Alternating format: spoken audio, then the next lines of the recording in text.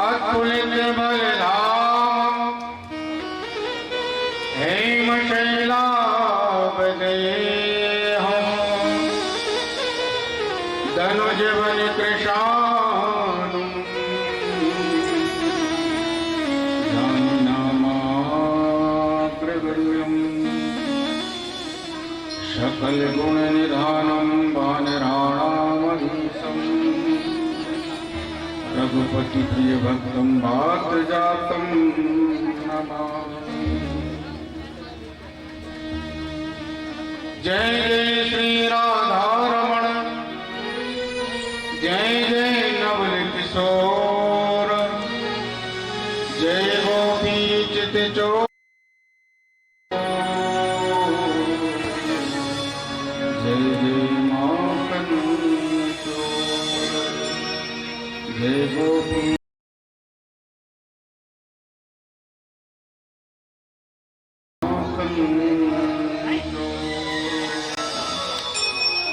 बोले माखन चोर भगवान की जय। आइए सभी लोग बड़े प्रेम से बड़े भाव से 2 मिनट प्रभु नाम संकीर्तन जिससे मन और वाणी पवित्र हो। तदुपरांत भागवत कथारंभ ऐसी कोई भी वाणी ना हो जो प्रभु नाम से वंचित रह जाए, इसलिए सभी लोग बड़े प्रेम से बड़े भाव से बोलेंगे।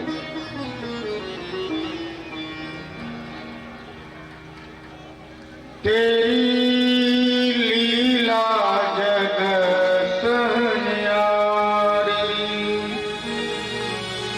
हो तेरी लीला जगत न्यारी श्यामा प्यारी कुंज बिहारी जय श्री हरिदास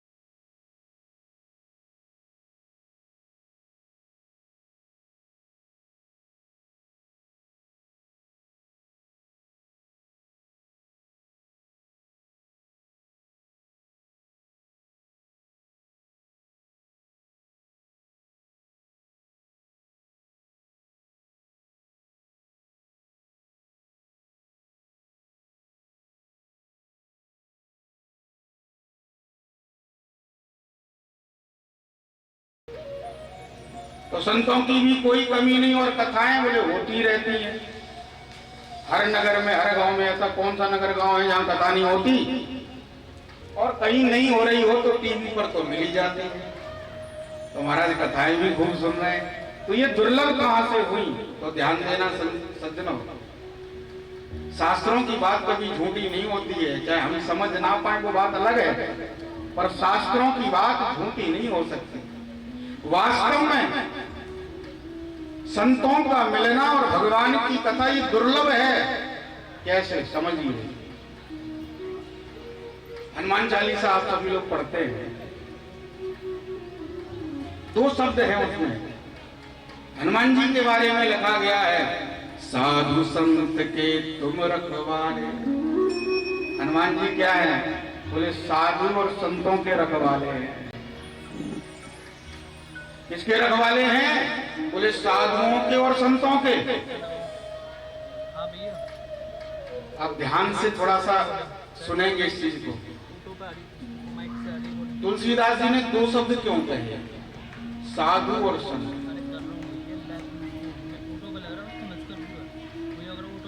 हम लोग समझते हैं कि दोनों शब्द एक ही हैं, एक अर्थ नहीं है, अलग अर्थ है।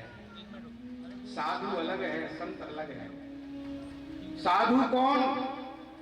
बोले जिसने घर गृहस्थी का त्याग किया, घर परिवार को छोड़ा, संन्यास लेकर के जो साधु बन गया, भेष ले लिया, बोले वो है साधु।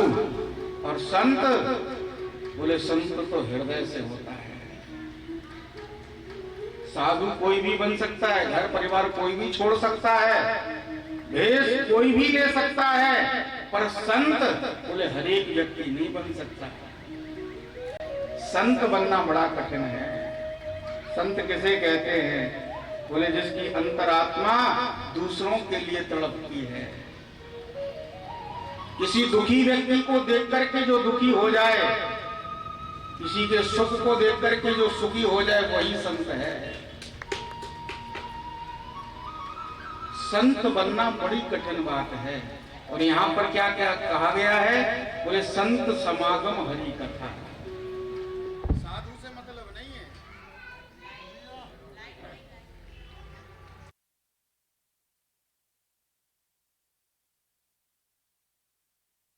हम कथा पांडाल में आकर के बैठ जाएं, ये महत्व की बात नहीं है। कई बार क्या होता है, मजबूरी में भी व्यक्ति को बैठना पड़ता है। भाई व्यवहारिकता में बल्लन भैया से व्यवहार है तो जाना पड़ा, विचार तो था नहीं तो आ गए, मजबूरी है। तो भैया और किसी की हो ना हो, माइक वालों की जरूर है। जब तक कथा होगी बेचारे बैठना ही है? कई बार मजबूरी में भी व्यक्ति कथा में बैठ जाता है, पर सार्थकता कब है? बोले जब कथा आपके हृदय में बैठ जाए। आप कथा में बैठे, ये महत्व की बात नहीं है। महत्व की बात यह है कि कथा की बात आपके हृदय में बैठ जाए। और जिस दिन कथा की बात हृदय में बैठ जाए, समझ लेना भगवान की कृपा से आज हमको कथा सुनने को मिली है। वरना बोले इस पांडाल में आना तो सरल है, पर भगवान की कथा को हृदय में बैठाना ये बड़ा मुश्किल है। कई बार ऐसा होता है, पांडाल में आने के बाद भी, कथा में बैठने के बाद भी कथा नहीं सुन पाते हैं। क्यों? क्योंकि भगवत कृपा नहीं हुई है। संत जन कहते हैं, पूर्व जन्म के पाप सो हरि चर्चा ना सुहाय। अगर भगवत कृपा नहीं है तो बोले आप पंडाल में आ भी गए तो भी भगवान की कथा नहीं सुन पाओगे। क्या होगा? पाप सो हरि चर्चा ना सुहाय। क्या होगा? बोले 3 काम होंगे पर कथा नहीं सुन पाओगे। क्या? पहला के ओंग है, या तो नींद आ जाएगी। देखा होगा लोग कथा में बैठते नींद आ जाती है। के ओंग है, क्या लड़ मरे, या बोले लड़ाई कर लेगा। के ओंग है, के लड़ मरे, के घर को भग जाए। या सोचेगा भैया बहुत दूर घूम लिए, अब तो चलो घरे आराम करेंगे। कब तक? बोले जब तक भगवान की कृपा नहीं है तब तक। तो ठाकुर जी की कृपा से आज ये दोनों चीजें हमको मिल रही हैं। सच्चे संत का दर्शन हो रहा है और भगवान की कथा भी हम सुनने के लिए बैठे हैं। प्रभु को बार बार धन्यवाद है। प्रभु इसी प्रकार से कृपा बनाए रखे। तो हम और आप सभी लोगों का बड़ा सौभाग्य का दिवस आज भागवत कथा का प्रथम दिवस, जिसमें भागवत जी की दिव्य शोभा यात्रा करके हम लोग आए और भागवत की कथा को श्रवण कर रहे हैं। भागवत के महात्म्य के बारे में पहले चर्चा की गई है भागवत में। देखिए, महात्म्य की चर्चा इसलिए की गई कि जिस कथा को आप सुनने जा रहे हैं उस कथा का महात्म्य क्या है, क्यों भागवत सुनी जाती है, भागवत कथा कराने से क्या होता है, सुनने से क्या होता है, और भागवत की कथा क्यों करानी और सुननी चाहिए, इसका फल क्या है, इसका महत्व क्या है। तो उस बात की चर्चा भागवत के महात्म्य में की गई है। तो बड़ा सुंदर भागवत का महात्म्य, जिस कथा के लिए आप लोग बैठे हैं वो कथा है कैसी, क्या देने वाली है जीवन में, इस बात की चर्चा भागवत के महात्म्य में की गई है। बड़ा सुंदर भागवत का महात्म्य 6 अध्यायों में इसका महात्म्य कहा गया है। प्रथम श्लोक भागवत के महात्म्य का, जिसमें भगवान के स्वरूप का वर्णन है। भगवान कैसे हैं, भगवान करते क्या हैं और भगवान का स्वभाव कैसा है, इस बात का वर्णन है। बड़ा सुंदर वर्णन वेद व्यास जी लिखते हैं। सच्चिदानंद रूपाय विश्वोपत्यादि हेतवे तापत्रय विनाशाय श्री कृष्णाय वयं नुमः। सच्चिदानंद रूपाय, भगवान का स्वरूप कैसा है? बोले सच्चिदानंद। ध्यान दीजिए, भगवान का स्वरूप कैसा है? बोले सच्चिदानंद। सच्चिदानंद का मतलब, अच्छा एक बात बताइए, भगवान को किसी ने देखा नहीं। मैं आपसे एक छोटा सा निवेदन कर दूं, कथा में जितना ध्यान देकर के आप सुनेंगे उतना ही आनंद आएगा। तो मैं सभी से निवेदन करूंगा, कथा में विशेष ध्यान रखें, क्योंकि हम समय भी यहाँ दे रहे हैं इसलिए कथा सुनने के लिए। अभी मैंने निवेदन किया कि हम कथा में बैठे, ये महत्व की बात नहीं है, कथा हमारे हृदय में बैठी।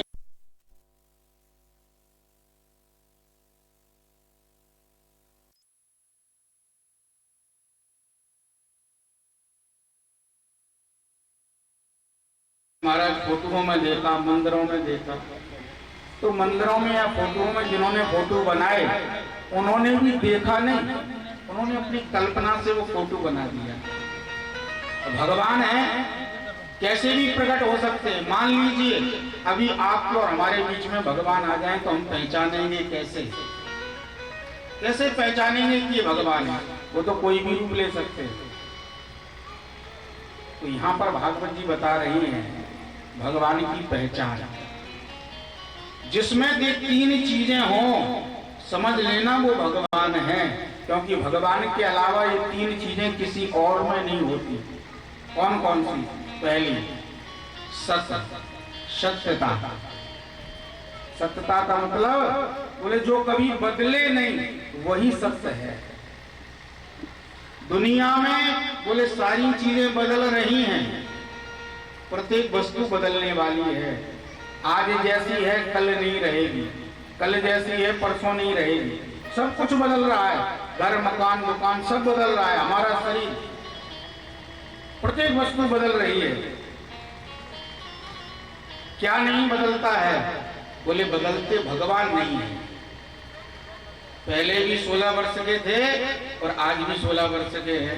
आप कोई भी चित्रपट उठा के देख लो, फोटो उठा के देखो भगवान का, आज से 50 साल पुराना फोटो देख लो और आज का फोटो देख लो, एक से ही मिलेगा।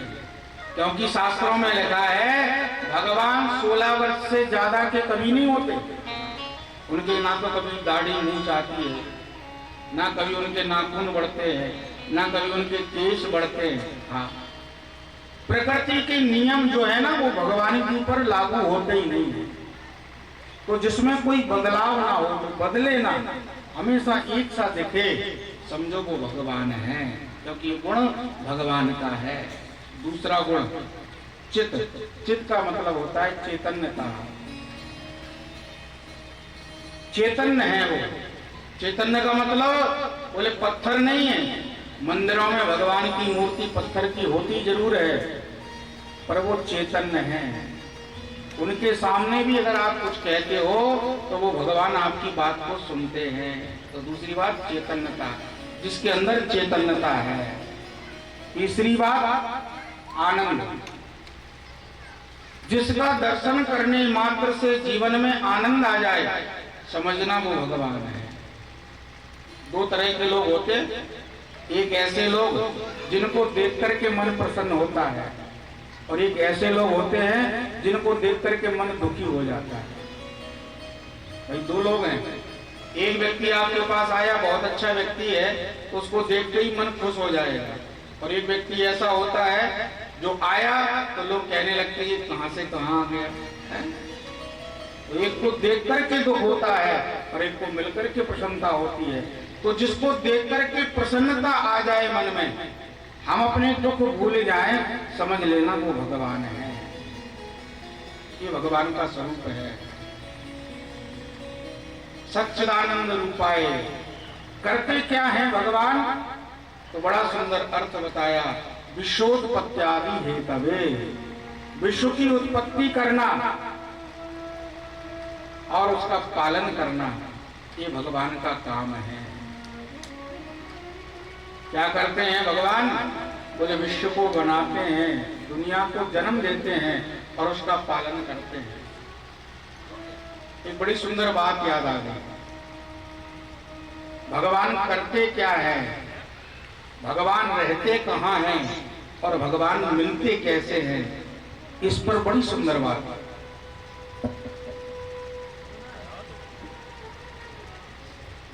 एक कोई राजा था, ध्यान दीजिए, देखिए भगवान रहते कहाँ हैं और भगवान करते क्या है। भगवान का काम क्या है? एक राजा था, उसका एक मंत्री था, तो राजा ने अपने मंत्री से 3 बातें पूछी। मंत्री ये बताओ, भगवान रहते कहाँ हैं? ये पहला प्रश्न। दूसरा प्रश्न, भगवान करते क्या है? और तीसरा प्रश्न, भगवान मिलते कैसे हैं? ये 3 प्रश्नों का उत्तर दो। पहला प्रश्न, भगवान रहते कहाँ हैं, भगवान मिलते कैसे हैं और भगवान करते क्या है? तो मंत्री ने सोचा कि क्या जवाब दूं। मंत्री ने बात टाल दी, बोले महाराज अभी नहीं, कल जवाब दूंगा, कल उत्तर दूंगा। ठीक है, कल देना। रात्रि को मंत्री अपने घर गया, चिंता में घूम रहा था कि क्या उत्तर दूं, क्या उत्तर दूं। मंत्री का छोटा सा बच्चा, उसने पूछ लिया, पिताजी आप तो चिंतित लग रहे हो, क्या बात है? मंत्री ने कहा, राजा ने 3 प्रश्न किए हैं। राजा ने पूछा है, भगवान रहते कहाँ हैं, भगवान मिलते कैसे हैं और भगवान करते क्या है? तो जवाब देना है मुझको। तो बच्चे ने कहा, महाराज ये तो कितने सरल प्रश्न हैं, इनका उत्तर तो मैं भी दे सकता हूं। बोले तुम दे सकते हो? बोले हाँ। तो चलो मेरे साथ। मंत्री अपने बच्चे को सुबह ले गया, राजा के सामने खड़ा कर दिया। राजा ने कहा, मेरे प्रश्नों का उत्तर दो। मंत्री ने कहा, महाराज आपने इतने सरल प्रश्न पूछे हैं, मैं सोच रहा हूं इन प्रश्नों का मैं क्या उत्तर दूं। इन प्रश्नों का उत्तर तो मेरा ये बच्चा भी दे देगा। अच्छा, इतने सरल है? बोले हाँ, पूछो। तो बच्चे से राजा ने कहा, बेटा मेरे प्रश्नों का उत्तर दो। बच्चे ने कहा, पूछिए। पहला प्रश्न मेरा, भगवान रहते कहाँ हैं? बच्चे ने कहा, महाराज क्षमा करना, आप इतने बड़े हैं, आपको ये भी नहीं पता कि बच्चों से कोई काम करवाना हो तो पहले उनको कुछ खिलाना पिलाना चाहिए है? छोटा सा बच्चा हो, कोई काम कराना है तो पहले टॉफी चॉकलेट दो। राजा ने कहा, बात तो सही है, क्या खाओगे? बच्चा बोला, ज्यादा कुछ नहीं, 1 गिलास दूध और 1 चम्मच शक्कर। तुरंत मंगाई। बच्चे ने 1 चम्मच शक्कर राजा के सामने 1 गिलास दूध में डाली और चम्मच से घोल दी शक्कर को। राजा से बोला, पीजिए महाराज। राजा ने 1 घूंट पिया। बच्चे ने पूछा, क्या है इसमें? राजा ने कहा, दूध। बच्चे ने कहा, केवल दूध? राजा बोला, नहीं नहीं, शक्कर भी है। शक्कर है? बोले हाँ। अच्छा महाराज, तो एक काम करो, शक्कर निकाल के दिखाओ। राजा बोला, बेटा शक्कर तो घुल गई है, अब निकाल नहीं सकते, उसको दिखा नहीं सकते। बच्चे ने पूछा, तो तुमको कैसे पता चला कि उसमें शक्कर है? राजा ने कहा, वो स्वाद से पता चल गया कि उसमें शक्कर है। बच्चे ने हंस करके कहा, आपके पहले प्रश्न का उत्तर, आपने पूछा था ना कि भगवान रहता कहाँ है। जैसे दूध में शक्कर घुली हुई है, आंखों से दिखाई नहीं जा सकती, पर स्वाद से पता लगाया जा सकता है कि दूध में शक्कर है, वैसे ही भगवान तो दुनिया के कण कण में है, इन आंखों से दिखाई नहीं देता, पर अनुभव से पता चल जाता है कि भगवान तो कण कण में रहता है। दूसरा प्रश्न, भगवान मिलते कैसे हैं? तो बच्चे ने दही मंगाया। महाराज दही में घी है क्या? बोले बिल्कुल है। बोले तो निकाल के दिखाओ। बोले ऐसे नहीं निकलेगा, पहले इसको मथना पड़ेगा, जब इसको मथेंगे तब इसमें से घी निकलेगा।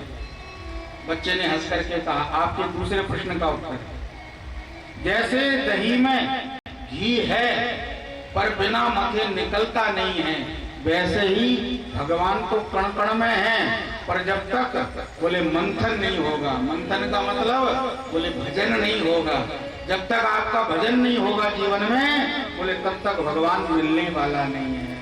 भगवान तो कण कण में, सब जगह, यहाँ भी है, आप में है, हम में, हर जगह भगवान है, पर मिलता कब है? बोले जब मंथन होता है। तीसरा प्रश्न, भगवान करते क्या है? तो बच्चे ने कहा, महाराज क्षमा करना, मैंने 2 प्रश्नों का उत्तर दे दिया, पर तीसरे प्रश्न का उत्तर मैं तब दूंगा जब आप मेरी पहले एक बात मान लो। क्या?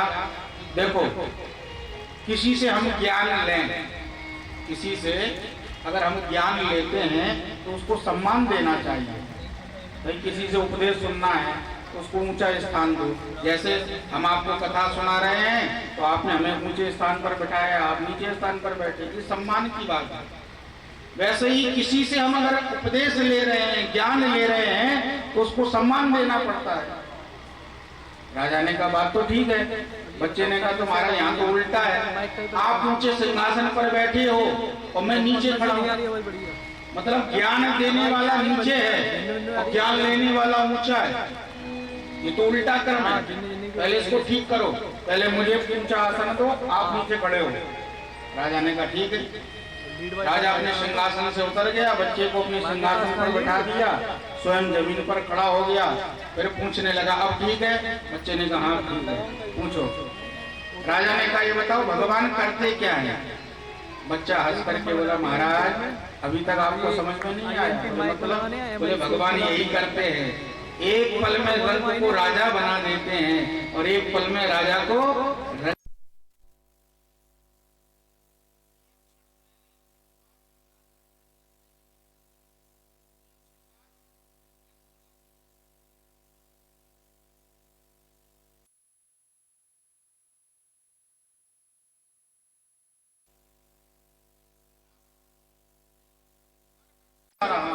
नहीं, भागवत यहाँ कहती है कोई किसी को नहीं खिलाता, कोई किसी का पालन नहीं करता, तो कौन करता है? बोले पालन पोषण करने वाले परमात्मा हैं, क्योंकि उनकी जिम्मेदारी है।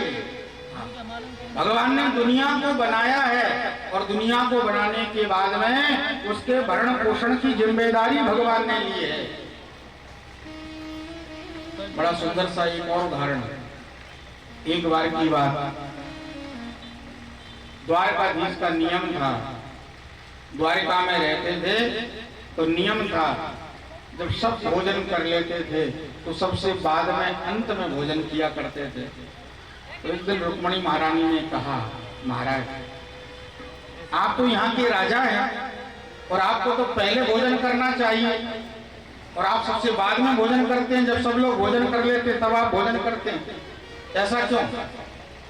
तो भगवान ने कहा, देवी मेरा नाम है विश्वम्भर, और विश्वम्भर का मतलब होता है बोले जो विश्व का भरण पोषण करे। तो मेरा नियम है, जब सारे जीव मेरे भोजन कर लेते हैं तब उसके बाद में मैं भोजन किया करता हूँ। तो रुक्मणी महारानी को ही आश्चर्य हुआ।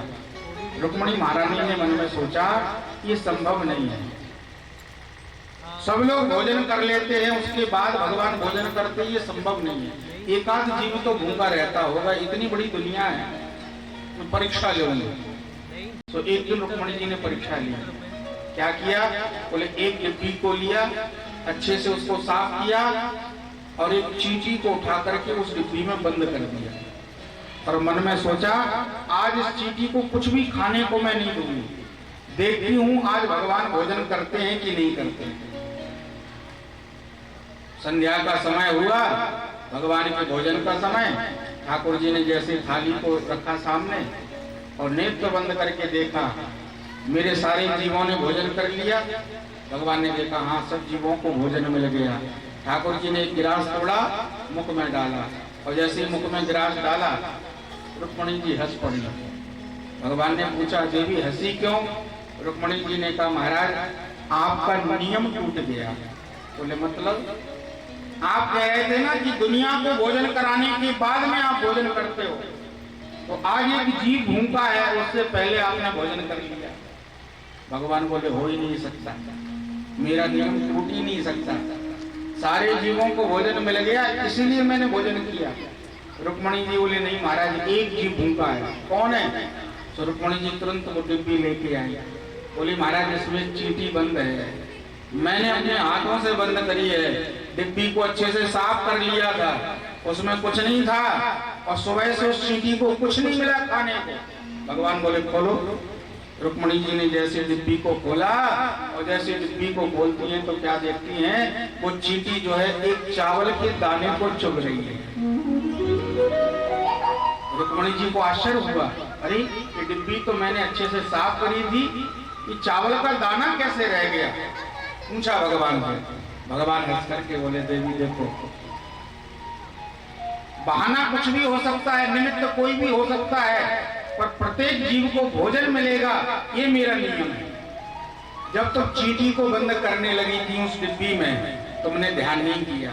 तुम्हारा नियम है जब तुम रोज पूजा करती हो ना तो रोली अपने माथे पे लगाती हो और माथे पर लगा करके कुछ चावल भी लगा लेती हो, और जब चींटी को तुम बंद करने लगी डिब्बी में तुमने ध्यान नहीं किया, तुम्हारे मस्तिष्क से एक चावल का दाना उस डिब्बी में गिर गया, तुमने डिब्बी बंद कर दी और चींटी को उसी चावल के दाने से अन्न मिल गया, भोजन मिल गया।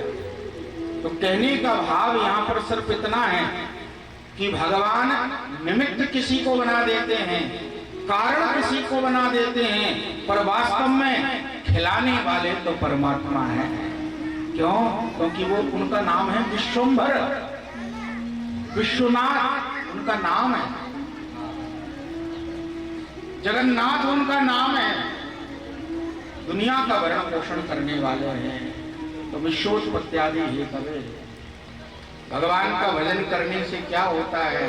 बोले तापत्रय विनाशाय, 3 प्रकार के जो ताप हैं वो नष्ट हो जाते हैं। ध्यान देना सज्जनों, प्रत्येक व्यक्ति के जीवन में 3 प्रकार के ताप होते हैं, दैहिक, दैविक और भौतिक। इन्हीं 3 प्रकार के तापों से हम ग्रसित हैं। कोई दैहिक ताप से ग्रसित है, कोई दैविक ताप से, कोई भौतिक ताप से। दैहिक ताप शरीर के कष्ट, दैविक ताप देवताओं के द्वारा जो कष्ट मिलते हैं वो, और भौतिक संसार के द्वारा। तो शरीर में नाना प्रकार की तकलीफें हो गई, ये सब दैहिक ताप है। दैविक ताप, हम कोई भी काम धंधा करते हैं, मेहनत खूब करते हैं, पर उसमें लाभ नहीं हो रहा है, ये सब दैवीय प्रकोप है। खेती बाड़ी करते हैं, कभी जल की बरसात ज्यादा हो जाती है, कभी अकाल पड़ जाता है, दैविक ताप। और भौतिक ताप, बोले दुनिया के द्वारा जो कष्ट मिल रहे हैं वो भौतिक ताप। तो यहाँ पर भागवत में लिखा है, बोले भगवान का भजन करने से ये तीनों ताप नष्ट हो जाते हैं। और ध्यान दीजिए सज्जनों, बड़ी सुंदर बात है, शास्त्र कहते हैं वास्तव में भजन से जीवन में सब कुछ मिलता है। बहुत सुंदर बात। आपको क्या चाहिए? आपको अगर संसार की वस्तुएं चाहिए वो भी मिल जाएंगी, आपको भक्ति चाहिए वो भी मिल जाएगी, मुक्ति चाहिए वो भी मिल जाएगी। ऐसी दुनिया की कोई भी वस्तु नहीं है बोले जो भजन से हमको प्राप्त नहीं होती है। पर भगवान का भजन करना पड़ेगा। हम लोगों की कमी क्या है? हम लोग भजन नहीं करते हैं, हाँ, भजन का केवल और केवल दिखावा करते हैं। कितना भजन करते हो भगवान का? आशा करते हो इतना और भजन करते हो इतना, कैसे मिल जाएगा? अगर भजन बढ़ जाए, वास्तव में हम भजन करने लग जाए, तो बोले दुनिया की ऐसी कोई भी वस्तु नहीं है जो हमारे लिए दुर्लभ हो, है? सब कुछ भगवान दे देंगे, पर भजन करना पड़ेगा। भजन करिए। तो भगवान का भजन करने से क्या होता है? बोले दैहिक दैविक भौतिक तीनों प्रकार के ताप नष्ट हो जाते हैं। कब? बोले जब भगवान का हम भजन करते हैं तब। दैहिक दैविक भौतिक ताप और तापत्रय विनाशाय श्री कृष्णाय वयम नमः, ऐसे भगवान का स्वरूप है। भागवत की महिमा, नैमिषारण्य की पावन भूमि, सौनकादि 88,000 ऋषि विराजमान हैं और उनकी मंडली के मध्य में विराजमान हैं सूत जी महाराज। सौनकादि ऋषियों ने प्रश्न किया यही, महाराज कलयुग में मनुष्य के कल्याण का साधन क्या है? क्यों? क्योंकि कलयुग के मनुष्य के जीवन का कोई भरोसा नहीं है। एक तो कलयुग का मनुष्य संसारी है, भगवान का भजन बोले कलयुग का मनुष्य सहजता में कर नहीं पाता है। और सही बात है, हम लोगों का मन दुनियादारी में जितना लगता है उतना मन भजन में नहीं लगता है, उतना मन धर्म में नहीं लगता है। कोई कितना भी कह ले कि नहीं हम बड़े धर्मात्मा हैं, एक नंबर का झूठा है। हकीकत है, मैंने अभी निवेदन किया ना, हम लोग भजन नहीं करते, भजन का केवल दिखावा करते हैं। भजन अभी हुआ ही नहीं है। 1 मिनट 2 मिनट भगवान के सामने 2 अगरबत्ती घुमा दी, 4 इलायची दाने का भोग लगा दिया, इसको भजन कहते हो? भगवान भी जब हमारी पूजा देखते होंगे तो सोचते होंगे कैसे भगत से पाला पड़ा है? 2 अगरबत्ती सुबह घुमाता है, 2 शाम को, और 4 चनौरी जिसको इलायची दाने बोलते हैं, 4 सुबह भोग में लगा दिए, 4 शाम को लगा दिए। अब विचार करो, 4 इलायची दाने खा करके व्यक्ति कितने दिन जिंदा रहेगा? ये भजन नहीं है, ये भजन का केवल दिखावा है। तो कलयुग का जो मनुष्य है भजन नहीं कर सकता। तो सौनकादि ऋषि पूछते हैं सूत जी से, कलयुग के मनुष्य के कल्याण का साधन क्या है? मनुष्य को क्या करना चाहिए जिसके करने से उसका कल्याण हो जाए? तो श्रीमान सुखदेव जी, सूत जी महाराज ने बड़ा सुंदर सा उपाय बताया। सूत जी महाराज ने कहा, जो मनुष्य चाहते हैं कि हमारा कल्याण हो जाए, कलयुगी मनुष्य को बोले एक ही काम करना चाहिए। क्या? बोले अपने मन को पवित्र करना चाहिए। ध्यान दीजिए, ये समझने की बात है। अगर हम ये चाहते हैं कि हमारा कल्याण हो तो हमको क्या करना है? बोले ज्यादा कुछ नहीं करना, बस मन पवित्र कर लो। मन पवित्र कैसे होगा? भाई तन तो पवित्र हो सकता है गंगा जी में नहा करके, पर मन पवित्र कैसे होगा? मन पवित्र होता है भगवान की कथा सुनने से। कौन सी कथा? तो भागवत में लिखा है, एतस्माद् परम किंचन मनः शुद्धे न विद्यते, जन्मांतरे भवेत् पुण्यम तदा भागवतम लभेत्। बोले मन को पवित्र करने वाली अगर कोई कथा है तो बोले ये है भागवत की कथा। बोले भागवत की कथा श्रवण करिए। भागवत की कथा श्रवण करने से बोले मन पवित्र हो जाता है। तो कलयुग के मनुष्य के कल्याण का साधन मात्र और मात्र क्या है? बोले भगवान की भागवत की कथा। भागवत की कथा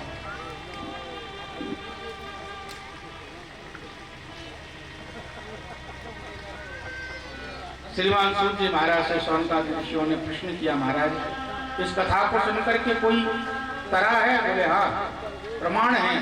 कौन? परीक्षित जी। 7 दिन में मरने का श्राप लगा था परीक्षित जी को, और भागवत की कथा उन्होंने श्रवण करी और 7 ही दिन में मुक्त हो गए। भगवान के धाम से विमान आ गया और उस विमान पर बैठ करके भगवत धाम को चले गए।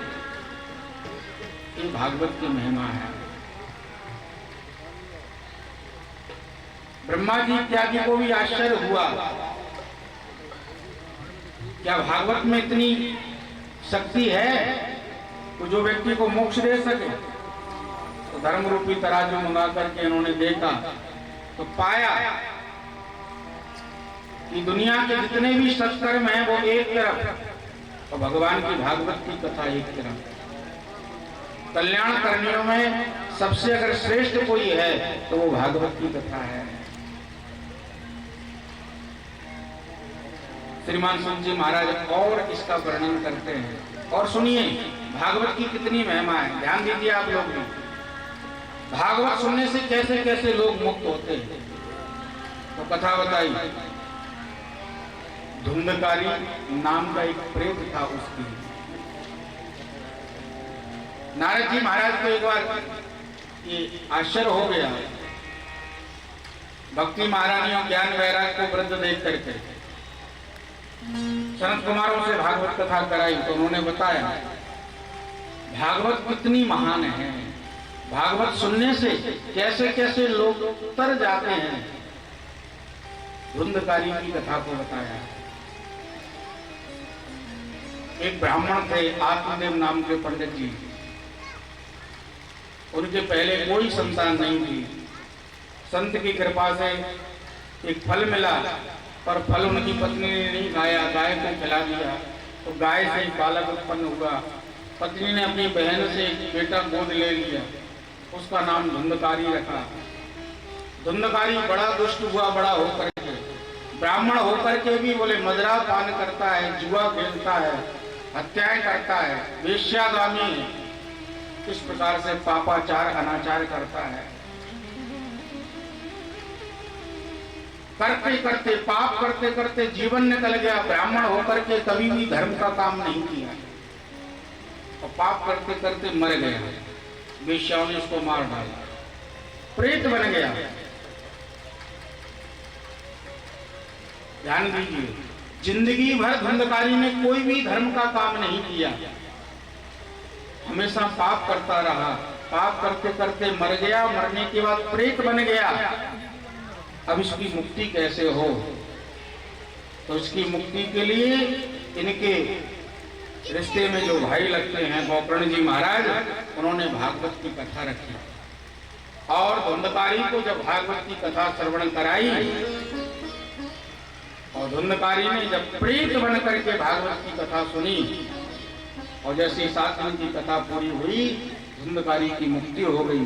भगवत धाम से विमान आया और उस विमान में बैठ करके धुंधकारी भगवत धाम को गया। समझने वाली बात यहाँ क्या है?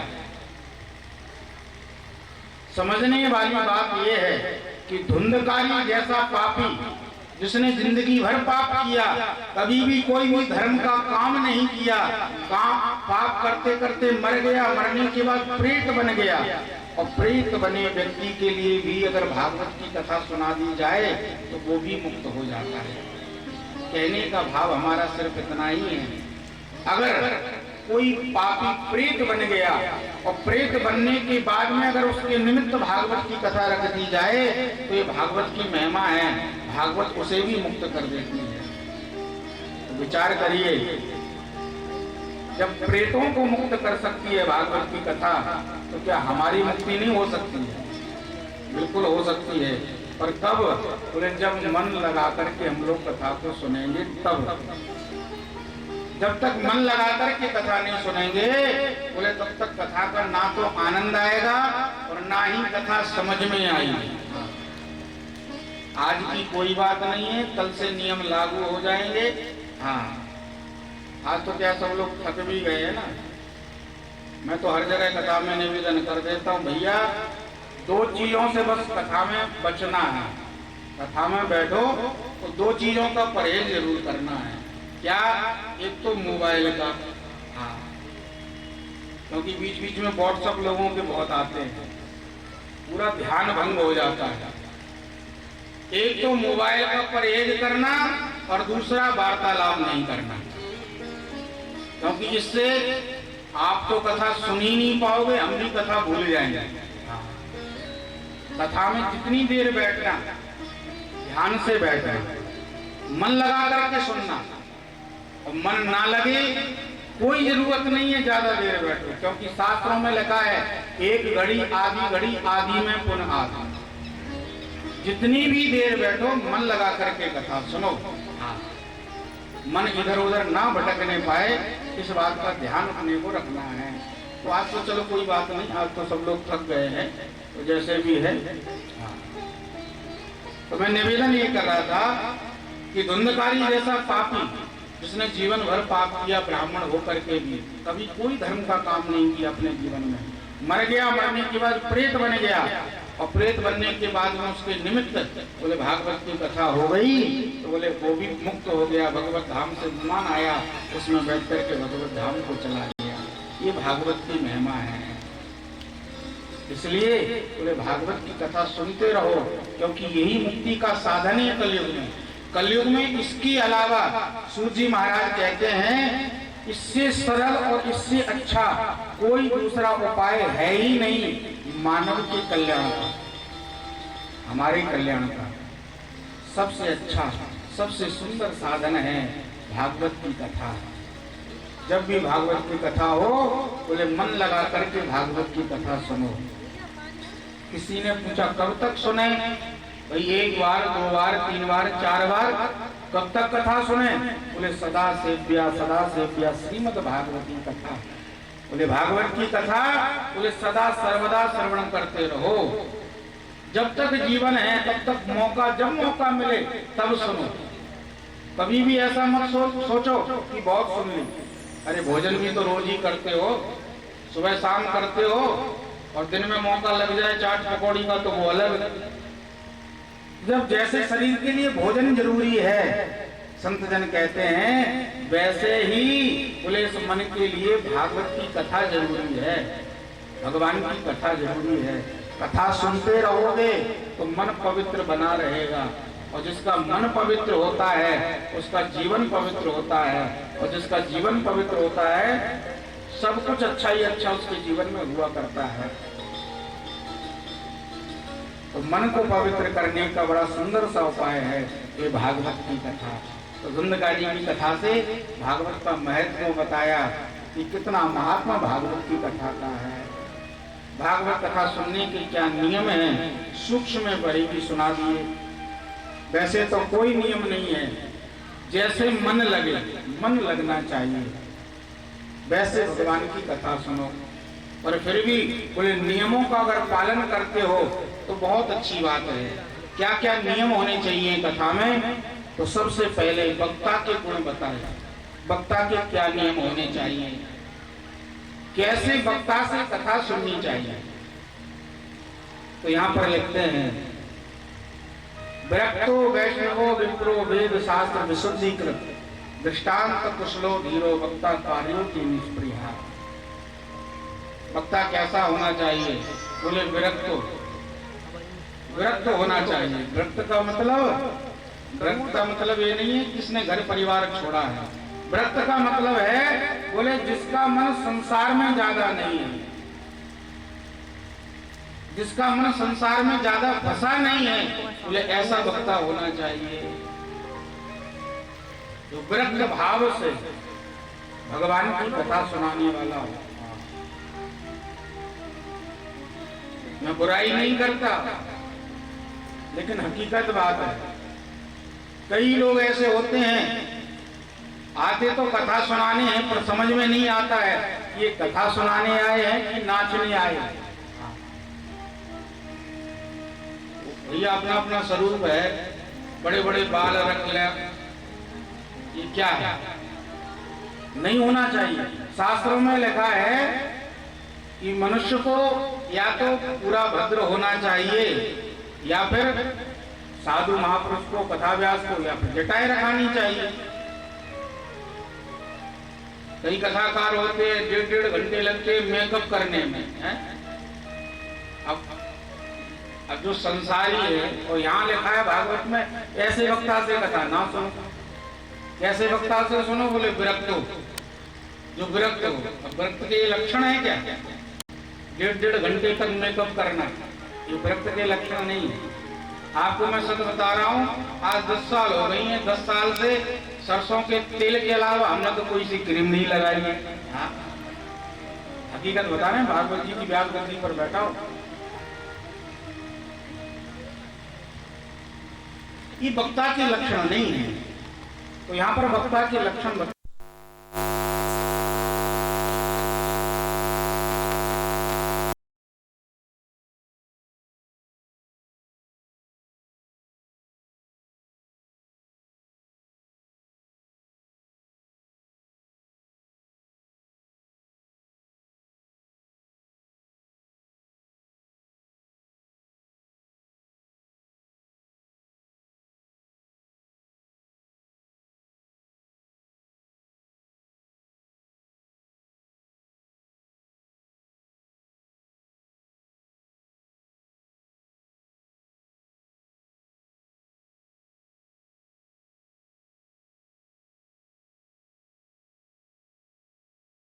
निर्लोभी, बिना स्वार्थ के, बिना लोभ के जो कथा सुनाए, ऐसा वक्ता होना चाहिए।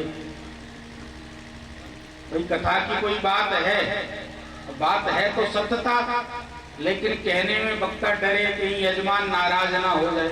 अरे हो जाए तो हो जाए, पर सत्य बात को कभी भी कथावाचक को, प्रवक्ता को छुपाना नहीं चाहिए। निर्लोभी होना चाहिए, निस्वार्थी होना चाहिए, क्योंकि शास्त्रों में लिखा है वैद्य, गुरु और सचिव अगर ये स्वार्थी हो जावे तो राज्य का, तन का और व्यक्ति का नाश ही हो जाता है। तो निर्लोभी, निस्वार्थी वक्ता होना चाहिए। दूसरी बात, निर्लोभी होना चाहिए, लोभ रहे। क्षमा करना, हर जगह मैं कथा में निवेदन करता हूं, कलयुग के प्रभाव से, कुछ कलयुग का भी प्रभाव है। प्रायः आजकल कथाओं के मूल्य तय होते हैं, और उनका भी पूरा दोष हम नहीं कह सकते हैं, क्योंकि आजकल के लोगों की धारणा ऐसी बन गई है, जो जितना ज्यादा पैसा लेता है उतना ही अच्छा कथावाचक माना जाता है। हमने कई जगह देखा, लोग कहते हैं महाराज अरे वो बहुत बड़े कथावाचक है। भैया कितने बड़े हैं, 8-10 फुट के हैं क्या? बोले नहीं महाराज वो 15 लाख लेते हैं। तो जो जितना ज्यादा मांगता है उतना ही बड़ा कथावाचक, और जो जितनी बड़ी गाड़ी में घूमे बोले वो उतना ही बड़ा साधु।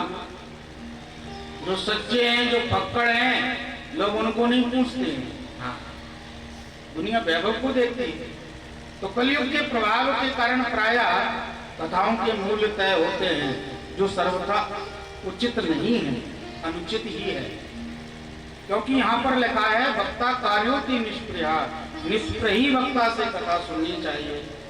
और अच्छा, दूसरी बात, हमने तय करके किसी को बुला भी लिया तो विचार करिए, क्या वो आपके लिए कथा सुनाने के लिए आ रहा है कि वो पैसे के लिए आ रहा है? वो तो पैसे के लिए आ रहा है, क्योंकि इतना तय हुआ है तो आना है। तो वो आ भी जाएगा, बैठेगा भी, तो वो भगवान के लिए नहीं बैठा है, भगवान की कथा सुनाने के लिए नहीं बैठा है, बल्कि धन के लिए बैठा है। उसको तो एक ही स्वार्थ है कि हमको इतना पैसा मिलना है। ये तो ठीक वही प्रकार हो गया। एक संत बड़ा सुंदर उदाहरण देते थे, बोले जो धन के लिए कथा करे केवल, बोले वो कथावाचक नहीं है। बोले कौन है? बोले वो तो बैंड बाजा वाला है। बोले मतलब? बोले जैसे बैंड बाजे वाले होते, किसी अन्य धर्म का कोई बैंड बाजे वाला हो, कोई व्यक्ति हो अन्य धर्म का, जो हिंदू धर्म का नहीं है, आप उससे राम राम करो तो वो नहीं करेगा, कहेगा हमारे धर्म में नहीं है। और उसी धर्म के व्यक्ति बैंड बाजे वाले को आप अपने यहाँ बुला लो, तारीख दे दो कि फलाने दिन आपको हमारे यहाँ बैंड बाजा बजाना है, और वो व्यक्ति आ जाए, और फिर उससे आप कहो कि रघुपति राघव राजा राम सुनाओ, तो सुनाएगा कि नहीं सुनाएगा? सुनाएगा। क्यों? क्योंकि पैसा लिया है, जो सुनना चाहो सो सुनाएगा। वैसे ही बोले जो केवल पैसे के लिए कथा सुनाने आए हैं, बोले वो कथा सुनाने थोड़ा ना आए हैं, वो तो बैंड बाजे वाले हैं, जो सुनना चाहो सो सुना देंगे। तो यहाँ पर लिखा है वक्ता कार्योति निष्प्रया। ब्राह्मण का धर्म होता है दान लेना, प्रसन्नता से यजमान जो दे देवे तो स्वीकार कर लेना चाहिए, पर कभी भी कथा का, भागवत का मूल्य तय ना करे। बोले ऐसे कथा वाचक से, कथा कर्ता से बोले कथा सुननी चाहिए। इस प्रकार से कथा वक्ता के गुण बता दिए। श्रोता के क्या गुण होते हैं, तो श्रोता के भी गुण बता दिए। बोले देखो 3 प्रकार के श्रोता होते हैं। एक होते हैं श्रोता। श्रोता कौन? बोले जो सुनते हैं कथा को, मन लगा करके सुनते हैं और अपने जीवन में कथा को उतारते हैं, वो होते हैं श्रोता। दूसरे होते हैं श्रोता। हाँ, दूसरे किस्म के भी लोग होते हैं।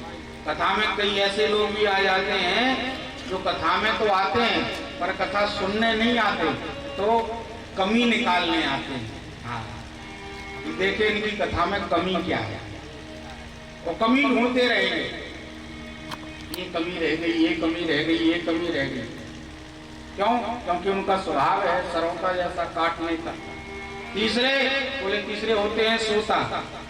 कथा में आते हैं और आकर के सो जाते हैं, न पंडित जी से मतलब न कथा से मतलब। तो श्रोता, कथा सुनने वालों के नियम क्या है? बोले पहले वाले बनो, श्रोता बनो, कथा में बैठो, सुनो। जितनी देर बैठे हो उतनी देर मन लगा करके सुनो।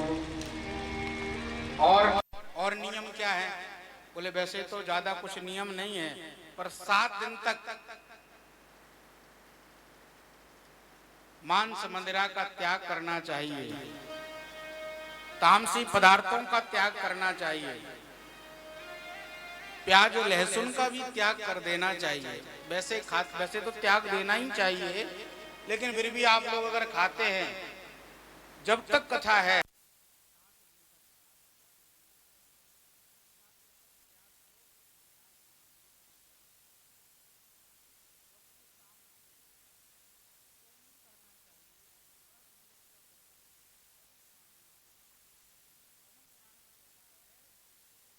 दिन प्याज खाने से उसकी जो तासीर है 27 दिन तक शरीर में रहती है।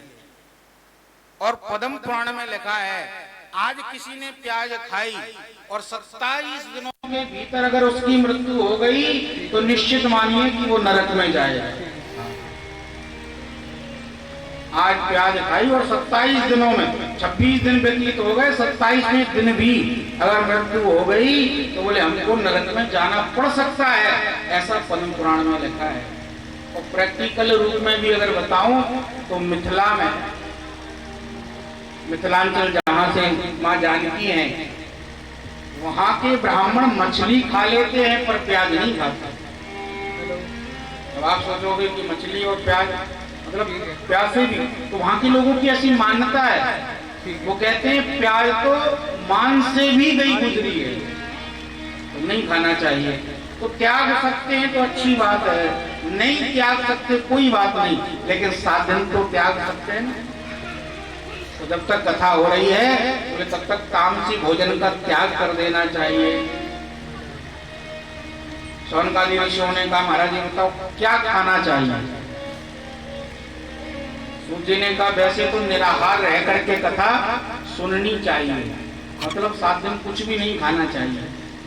शौनकादि ऋषियों ने कहा महाराज कलयुग में कोई नहीं सुनेगा कथा है, एक दिन का व्रत तो रहा नहीं जाता है और आप कह रहे हो 7 दिन तक बिना खाए कथा सुनो। तो सूर्य महाराज ने कहा देखो अगर किसी का शरीर नहीं चलता 7 दिन व्रत करने का तो कोई बात नहीं बनता है। कभी भी भगवान के मंदिर में कथा में अगड़ाई नहीं लेनी चाहिए, जमाई नहीं लेनी चाहिए, ये आलस्य की निशानी है। प्रयास करो इस प्रकार से व्यवहार ना हो, अपराध होता है। तो उतना खा करके आओ जितना खा करके कथा में मन लग जाए, आलस्य नहीं आए, क्योंकि ज्यादा खा लोगे तो नींद आई, फिर कथा सुनने में मन नहीं लगेगा। इसलिए थोड़ा सा खा करके और बोले फिर कथा सुनो। अगर फलाहार करके मन लगता है तो फलाहार करके कथा सुनो। क्यों? क्योंकि यहाँ पर जरूरी बात है मन का लगना। भूखे रहने से तात्पर्य नहीं है। मान लो भूखे रह गए, तो कई लोग होते हैं भूखे नहीं रह पाते, कथा में बैठ गए, अब इंतजार कर रहे हैं कब कथा पूरी हो, कब भोजन मिले, तो पूरा समय इसी में गुजर जाएगा याद करते करते, फिर कथा क्या सुनोगे? इसलिए जैसे मन लग जाए वैसे कथा सुनो, पर इतना ध्यान रखो कि किसी प्रकार का आलस्य ना आवे। इस प्रकार से बोले कथा सुनने का नियम बनाना चाहिए। और ऐसे जो कथा सुनता है बोले भगवत कृपा से भगवान की कृपा होती है और उस व्यक्ति के हृदय में भागवत जी का वास होता है। बोलो वृंदावन बिहारी लाल की, कृष्ण कन्हैया लाल की, भागवत महापुराण की। और देखो आज आप सभी लोग थके हुए भी नहीं, ऐसा मुझे प्रतीत भी हो रहा है और लोगों के चेहरे से भी समझ में आ जाता है। हाँ, इसलिए मैंने आज नहीं टोका। कल से हम सबको नियम पूर्वक कथा सुननी है ताकि आपको भी कथा सुनने का लाभ मिले और मैं जो आपको कथा सुना रहा हूँ उसका भी लाभ हो गए। वरना आपने कथा 7 दिन सुनी, हमने आपको सुनाई और फायदा कुछ भी नहीं हुआ तो फिर लाभ क्या रहा, फिर क्या फायदा रहा कथा कहने का और सुनने का। इसलिए प्रयास करना है कि कल से नियम से हम कथा सुनेंगे। 2-3 बातों का ध्यान रखना है। पहली बात, जहां भागवत जी विराजमान हो जाती है वो प्रांगण मंदिर हो जाता है तो मैं विशेष रूप से निवेदन करूंगा जो भी कथा पांडाल में बैठेंगे अपने जूते चप्पल बाहर खोल करके बैठेंगे और जितनी देर बैठेंगे शांति पूर्वक कथा श्रवण करेंगे मन लगा करके। तो मैं निवेदन करूंगा आज की कथा को ही विश्राम करना चाहेंगे और कल से ठीक 1 बजे से समय रखा गया है कथा का। और सभी लोगों से निवेदन है ठीक 1 बजे आप लोग यहाँ उपस्थित हो जाएं। 10-5 मिनट पहले भी आ जाएंगे तो कोई दिक्कत नहीं, भजन चालू रहेंगे तो भजनों का आनंद लेंगे आप। लेकिन ठीक 1 बजे से कथा आरंभ होगी। संध्या के 5, 5:30, 6 बजे तक कथा का जो भी समय रहेगा ठाकुर जी की कृपा से जब तक उनकी इच्छा होगी कथा होगी। लेकिन प्रारंभ का समय 1 बजे से रहेगा। तो सभी लोगों से निवेदन है मेरा, जहाँ तक मेरी आवाज जा रही है वहाँ तक मेरा निवेदन है कि कल ठीक 1 बजे कथा प्रांगण में आएंगे। और आप सभी लोगों से मैं निवेदन कर दूं माइक के माध्यम से जहाँ तक आवाज आ रही है ऐसा मत सोचना कि किसी एक व्यक्ति की ये कथा है और उसने हमको नहीं बुलाया तो हम कैसे जाएं। भगवान के मंदिर में और कथा में बिना बुलाए भी जाया जा सकता है। इसलिए भगवान की कथा हो रही है तो सभी लोगों से मेरा करबद्ध निवेदन है अधिक से अधिक संख्या में आए और भागवत की कथा श्रवण करके अपने मानव जीवन को धन्य बनाएं। बोलो वृंदावन बिहारी लाल की, बोलो कृष्ण कन्हैया लाल की। 2 मिनट प्रभु के चरणों में प्रणाम, फिर भागवत जी की आरती और प्रसाद लेकर के सभी लोग चला रहे हैं।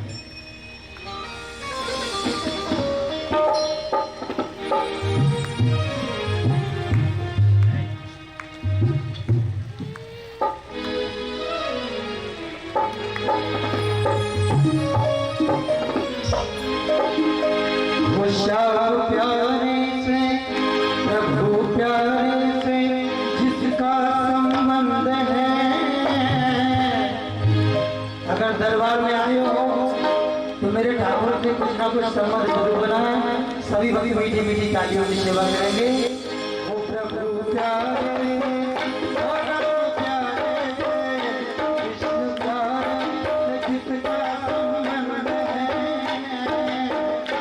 उसे हर घड़ी आनंद